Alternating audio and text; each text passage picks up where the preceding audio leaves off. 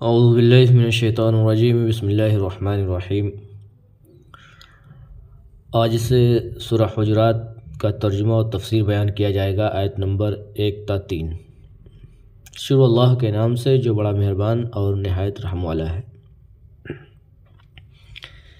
یا ایھا الذین آمنوا لا تقدموا بین یدی اللہ ورسولہ واتقوا اللہ ان اللہ سمیع علیم۔ اے ایمان والوں، اللہ اور اس کے رسول کے سامنے پیشگی فیصلہ نہ کرو اور اللہ کا تقوی اختیار کرو، بے شک اللہ سننے والا جاننے والا ہے۔ یا ایھا الذین آمنوا لا ترفعوا اصواتکم فوق صوت النبی ولا تجہروا له بالقول کجہر بعضکم لبعض ان تحبط اعمالکم وانتم لا تشعرون۔ اے ایمان والوں، اپنی آوازوں کو نبی کی آوازوں سے بلند نہ کرو اور ان باتوں سے اونچی آواز میں بات کرو جس طرح تم دوسری آواز سے بات کرتے ہو۔ ان الذین یغضون اصواتهم عند رسول اللہ اولئک الذین امتحن اللہ قلوبهم للتقوی لهم مغفرۃ واجر عظیم۔ بے شک جو لوگ اللہ کے رسول کے بارگاہ میں اپنی آوازیں پست رکھتے ہیں وہی لوگ ہیں جن کے دلوں کو اللہ نے تقوی کے لیے آزمایا ہے، ان کے لیے بخشش اور بڑا اجر ہے۔ اللہ اور اس کے رسول کی پیشگی فیصلہ کرنے کی ممانعت، پیغمبر کی تعظیم کا حکم دیا جا رہا ہے۔ ان آیات میں اللہ تعالیٰ اپنے وفادار بندوں کو وہ اچھے اخلاق سکھاتا ہے جو انہیں رسول کے ساتھ ملحوظ رکھنے چاہیے، جو کہ عزت و احترام اور عزت ہیں۔ اللہ عز و جل نے فرمایا، یا ایھا الذین آمنوا لا تقدموا بین یدی اللہ ورسولہ۔ اے ایمان والو، اللہ اور اس کے رسول کے سامنے پیشگی فیصلہ نہ کرو، یعنی اس کے سامنے فیصلہ کرنے میں جلدی نہ کرو بلکہ تمام معاملات میں اس کی رہنمائی کرو۔ علی بن ابی طلحہ نے بیان کیا ہے کہ ابن عباس رضی اللہ تعالیٰ عنہ نے تبصرہ کیا، لا تقدموا بین یدی اللہ ورسولہ، اللہ اور اس کے رسول کے سامنے پہلے سے فیصلہ نہ کرو، کوئی ایسی بات نہ کہو جو قرآن و سنت کے خلاف ہو۔ قتادہ نے تبصرہ کیا، ہمیں بتایا گیا تھا کہ کچھ لوگ کہتے تھے کہ وحی بھیجی جائے فلاں اور فلاں معاملات کے بارے میں اور فلاں فلاں طریقوں کی اجازت ہونی چاہیے۔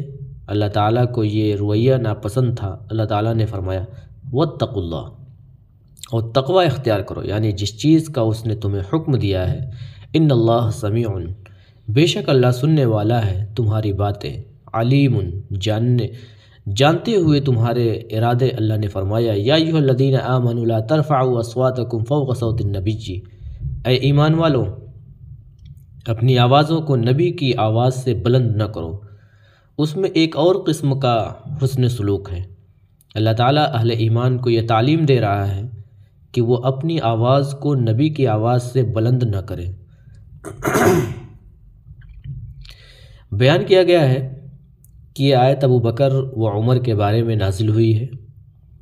بخاری نے بیان کیا ہے کہ ابن ابی ملیکہ نے کہا ہے کہ دو صالحین ابو بکر اور عمر نے تقریباً تباہی مچا دی جب انہوں نے نبی صلی اللہ علیہ وسلم کے سامنے آواز بلند کی جو بنی تمیم کا وفد لے رہے تھے۔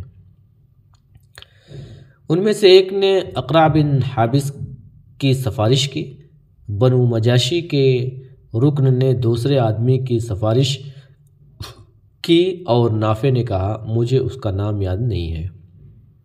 ابو بکر نے عمر سے کہا، تم صرف مجھ سے اختلاف کرنا چاہتے تھے، جبکہ عمر نے کہا، میں آپ سے اختلاف کرنے کا ارادہ نہیں تھا۔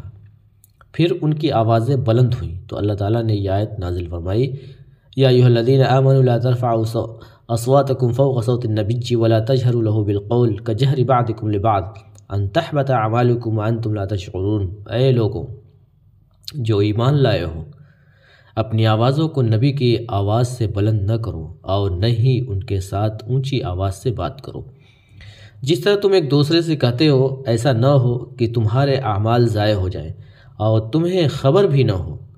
زبیر نے کہا کہ اس کے بعد عمر کی آواز اتنی پست ہو گئی کہ رسول اللہ صلی اللہ علیہ وسلم کو ان سے کہا گیا کہ وہ جو کچھ کہہ رہے ہیں اسے دہرائیں تاکہ وہ سمجھ سکے کہ وہ ان سے کیا کہہ رہے ہیں۔ اپنے والد ابو بکر رضی اللہ تعالیٰ عنہ کے بارے میں یہ حدیث صحیح بخاری نے جمع نہیں کی۔ القعقاع بن معبد کو ان کا سردار مقرر کیا جائے، جبکہ عمر نے یہ روایت جمع نہیں کی تھی۔ بخاری نے انس بن مالک رضی اللہ تعالیٰ عنہ کو بیان کیا کہ نبی صلی اللہ علیہ وسلم نے ثابت بن قیس کو یاد کیا اور ایک آدمی نے کہا یا رسول اللہ میں اس کی خبروں کے بارے میں معلوم کروں گا۔ وہ شخص ثابت کے پاس گیا اور اسے گھر میں سر جھکا کر بیٹھا ہوا پایا اور اس سے پوچھا کہ کیا بات ہے؟ ثابت نے کہا بڑی بات ہے، اور فرمایا کہ میں اپنی آواز کو نبی صلی اللہ علیہ وسلم کی آواز سے بلند کرتا تھا۔ اسے خدشہ تھا کہ اس کی نیکیاں ضائع ہو جائیں اور وہ دوزخیوں میں سے ہو جائے گا۔ وہ شخص واپس نبی صلی اللہ علیہ وسلم کے پاس گیا اور ثابت کا بیان پہنچایا، اور ثابت کے پاس ایک حیرت انگیز بشارت لے کر واپس آیا۔ نبی صلی اللہ علیہ وسلم نے فرمایا اذهب الیہ فقل لہ انک لست من اہل النار ولکنک من اہل الجنہ۔ اس کے پاس واپس جاؤ اور اسے یہ خبر سناؤ تم دوزخیوں میں سے نہیں ہو بلکہ تم اہل جنت میں سے ہو۔ بخاری نے اس حدیث کو ان الفاظ کے ساتھ جمع کیا ہے۔ امام احمد نے نقل کیا ہے کہ انس بن مالک نے کہا کہ جب یہ آیت نازل ہوئی یا ایھا الذین آمنوا لا ترفعوا اصواتکم فوق صوت النبی، اے ایمان والوں اپنی آوازوں کو نبی کی آواز سے بلند نہ کرو یہاں تک کہ وانتم لا تشعرون، جبکہ تم نہیں سمجھتے۔ ثابت بن قیس بن اشماس رضی اللہ تعالیٰ عنہ جن کی آواز بلند تھی کہا کہ میں نے اپنی آواز رسول صلی اللہ علیہ وسلم کی آواز پر بلند کی تھی۔ میں دوزخیوں میں سے ہوں، میرے اچھے اعمال رائگاں گئے۔ وہ پریشان حال اپنے گھر میں ہی رہا اور رسول صلی اللہ علیہ وسلم نے ان کے غیر موجودگی کو محسوس کیا۔ چنانچہ کچھ آدمی ثابت کے پاس گئے اور ان سے کہا کہ رسول اللہ صلی اللہ علیہ وسلم نے آپ کے غیر موجودگی کو محسوس کیا، آپ کو کیا ہوا ہے؟ ثابت نے کہا کہ میں اپنی آواز کو رسول صلی اللہ علیہ وسلم کی آواز سے بلند کرتا تھا اور آپ صلی اللہ علیہ وسلم کے سامنے اونچی آواز میں بات کرتا تھا۔ میرے اعمال رائگاں گئے اور میں دوزخیوں میں سے ہوں۔ وہ نبی صلی اللہ علیہ وسلم کے پاس گئے اور ثابت نے جو کچھ کہا وہ آپ صلی اللہ علیہ وسلم کو بتایا، اور آپ صلی اللہ علیہ وسلم نے فرمایا لا بل هو من اہل الجنہ، بلکہ وہ اہل جنت میں سے ہے۔ انس رضی اللہ تعالیٰ عنہ نے بیان کیا کہ ہم ثابت کو اپنے درمیان چلتے ہوئے دیکھتے تھے کہ وہ اہل جنت میں سے ہیں۔ اچانک ثابت بن قیس بن شماس حنوت اور کفن پہن کر آئے اور کہا سب سے بری عادت وہ ہے جو تم اپنے دشمن سے حاصل کرو اور اپنے ساتھیوں کے لیے بری مثال قائم نہ کرو۔ اور وہ لڑتا رہا یہاں تک کہ آپ صلی اللہ علیہ وسلم یہاں تک کہ وہ شہید ہو گئے۔ پھر اللہ تعالیٰ نے نبی صلی اللہ علیہ وسلم سے اونچی آواز میں بات کرنے سے منع فرمایا، جس طرح ایک دوسرے سے اس طرح اونچی آواز میں بات کرتا ہے جس سے آپ صلی اللہ علیہ وسلم کو تکلیف پہنچتی ہے، اس سے عزت و احترام اور سکون کے ساتھ بات کرنا۔ اسی لیے اللہ تعالیٰ نے فرمایا وَلَا تَجْهَرُوا لَهُ بِالْقَوْلِ كَجَهْرِ بَعْضِكُمْ لِبَعْضٍ، اور نہ اس سے بات کرتے ہوئے اونچی آواز میں بات کرو جس طرح تم ایک دوسرے سے اونچی آواز میں بات کرتے ہو، جس طرح اس نے دوسری آیت میں فرمایا لا تجعلوا دعاء الرسول بینکم کدعاء بعضکم بعضا، اپنے درمیان رسول کے بلانے کو ایک دوسرے کو پکارنے کی طرح نہ بناؤ۔ اللہ کا فرمان ہے ان تحبط اعمالکم وانتم لا تشعرون، ایسا نہ ہو کہ تمہارے اعمال ضائع ہو جائیں جبکہ تمہیں خبر بھی نہ ہو۔ یعنی ہم نے تمہیں حکم دیا تھا کہ نبی صلی اللہ علیہ وسلم کے سامنے آواز بلند کرنے سے باز رہو تاکہ وہ تم سے ناراض نہ ہو، کیونکہ ایسا کرنے سے تم اللہ کو بھی ناراض کرو گے۔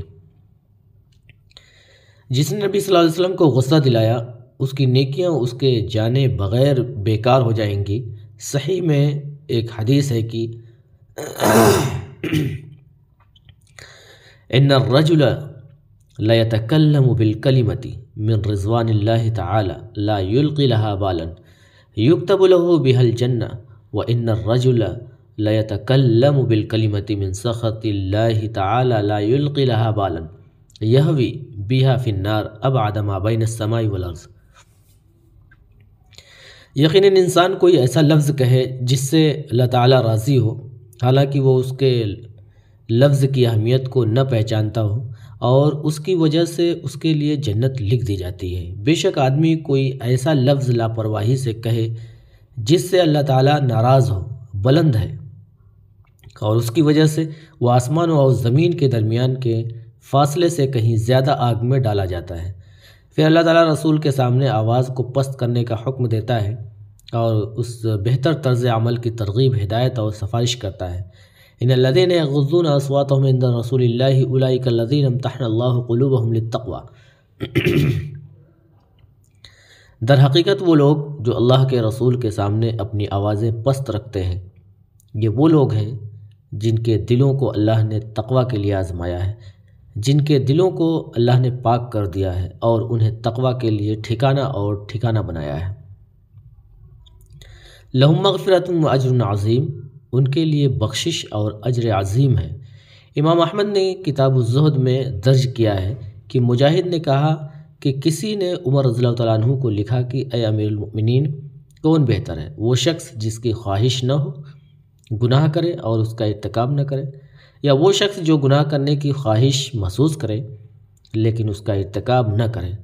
عمر رضی اللہ تعالیٰ عنہ نے جواب دیا، وہ شخص جو گناہ کی خواہش محسوس کرے لیکن اس کا ارتکاب نہ کرے۔ اولئک الذین امتحن اللہ قلوبهم للتقوی لہم مغفرۃ و اجر عظیم، یہ وہ لوگ ہیں جن کے دلوں کو اللہ نے تقوی کے لیے آزمایا ہے، ان کے لیے بخشش اور بڑا اجر ہے۔